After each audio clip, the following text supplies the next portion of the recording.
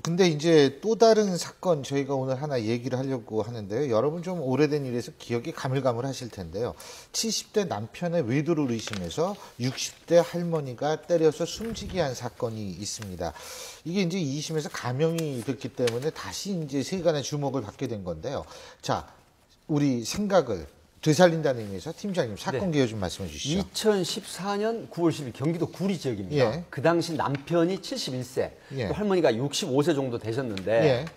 2011년부터 내 남편이 바람을 피우는 것 같다. 그래서 그날 당일날도 오전 7시경에 내연녀를 만나러 가는 것 같다. 그래서 집안에 있는 부러진 의자, 그다음에 효자손, 플라스틱 빗자루 이런 걸로 계속해서 폭행을 합니다. 그런데 그러는 중에 딸이 들어옵니다.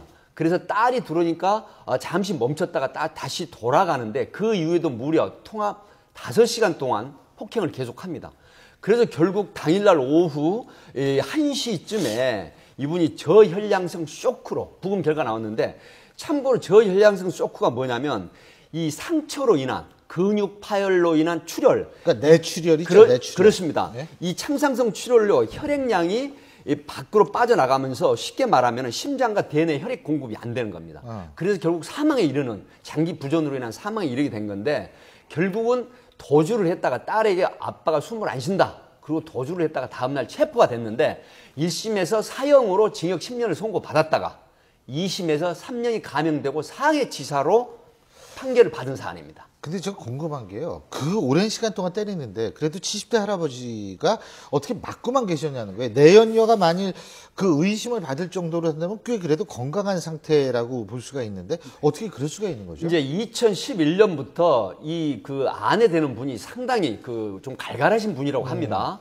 그래서 이 남편이 평소에 순종하는 그런 스타일인데 그 폭행이 4년 동안 이어져 오면서 그걸 계속해서 어떤 심리적인 종속이 된 상태로 경찰 수사기가 밝혀졌습니다. 근데 1심에서는 10년, 2심에서는 감형. 지금 아까 팀장님께서 말씀하신 게 죄목이 달라진 거죠. 네, 살인에서 상해치사로 이제. 그게 어떻게 그렇게 될 수 있어요? 그러니까 이제 이게 살인이라고 하는 것은 정말 죽이고 싶다, 죽여야겠다 이런 의사로 때렸느냐, 의도, 아니면 화가 나서 때렸는데 결과적으로 죽게 됐느냐, 이제 요 차이인데 이게 사건이 경계선상에 있는 것 같아요. 그러니까 5시간 동안 때렸다, 지속적으로 이런 점을 본다면, 또 피해자 나이가 벌써 7순의 할아버지다, 이런 걸 보면 5시간 때리면 죽일 수도 있지 않느냐. 그래서 살인죄로 최초에 검사가 기소를 했고 1심에서도 살인죄 유죄 판결이 냈었는데, 항소심에서 보니까 때린 도구가 플라스틱 빗자루라든지 이렇게 그 자체만 가지고 바로 그냥 죽음에 이르는 이런 도구는 아니다.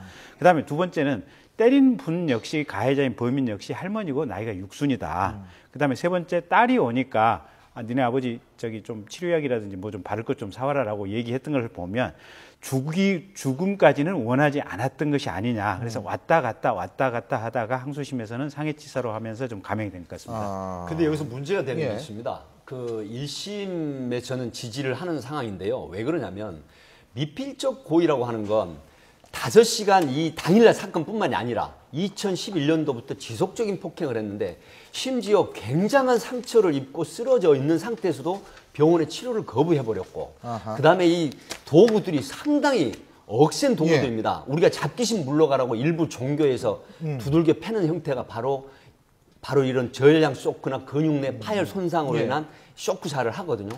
이런 측면에서 보면 아마 이게 대법원에서 어떤 법리적인 다툼이 있지 않을까, 그런 생각이 듭니다. 네, 어쨌든요, 한 7순 되셔도요, 절대 바람 피지 마십시오. 그럼요. 그거야, 이 결혼이란 거 사회 기약인데, 그럼요. 그리고 참 요새 맞고 사는 남편이 많다고 그러더니 진짜 극단적인 경우도 있네요. 자, 오늘 내부 말씀 여기까지 듣겠습니다. 고맙습니다. 고맙습니다.